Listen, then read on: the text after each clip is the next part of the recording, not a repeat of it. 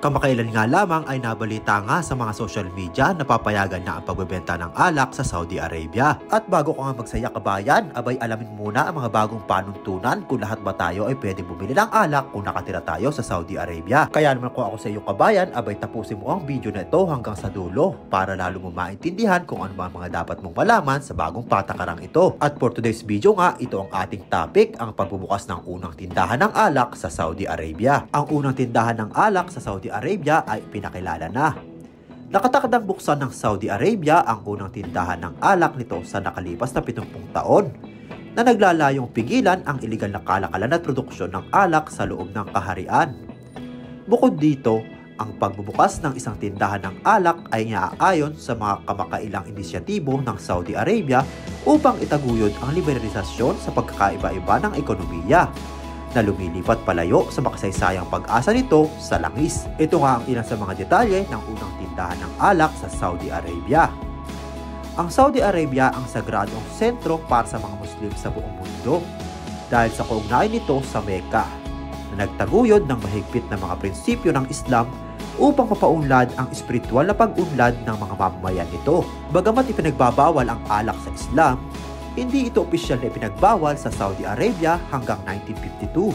Makalipas nga ang 70 taon, ang Saudi Arabia ay nagbukas ng isang liquor shop na eksklusibo para sa mga diplomata na hindi Muslim. Ang desisyong ito ay naglalayong pigilan ang ipinagbabawal na kalakalan ng alak sa loob ng kaharian.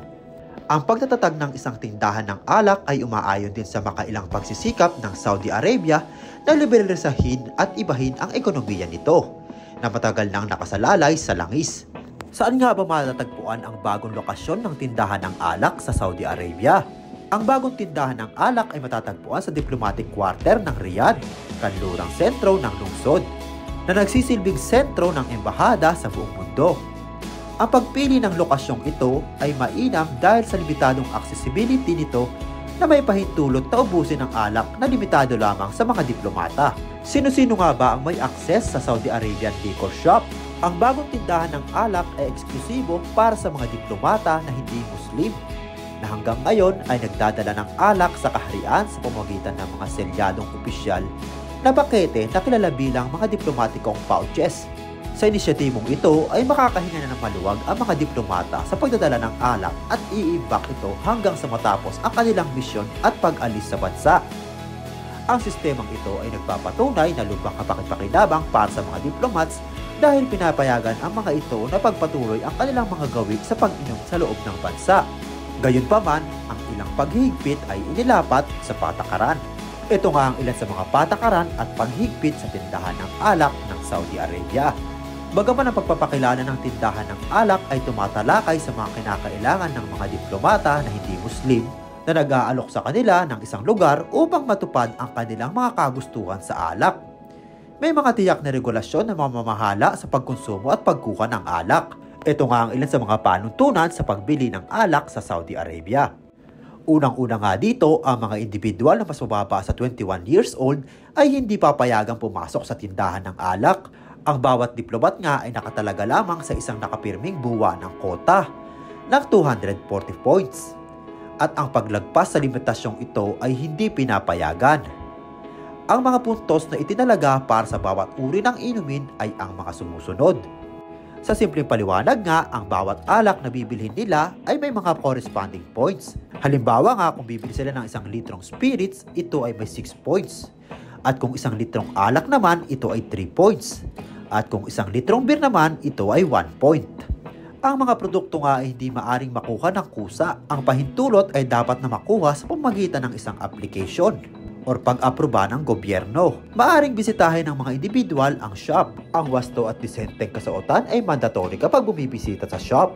Mahigpit nga rin pinagbabawal ang pagdadala ng mobile phone. Kailangan isumiti ang mga ito sa labas na magkakahiwalay na pouches na inilaan para sa mga layuning ito. Ang mga umiinom ay hindi pinahihintulutang magpadala ng iba para bumili ng inumin para sa kanila.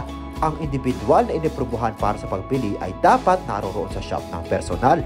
Bukod nga sa mga alituntuning na banggit, mag-ingat at mag-isip hinggil sa pagkonsumo at pag-uugali sa publiko pagkatapos uminom ng alak.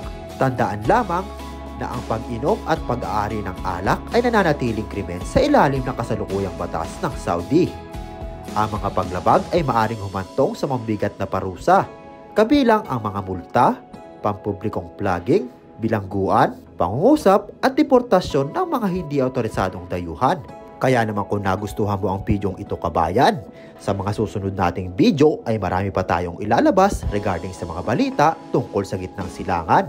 Kaya naman kung hindi ka pa nakasubscribe sa ating page, abay huwag kalimutang i-hit ang notification bell at paklik na rin ang subscribe button para lagi tayong updated sa lahat ng video na ilalabas natin. Hanggang sa susunod, maraming salamat sa iyong panonood.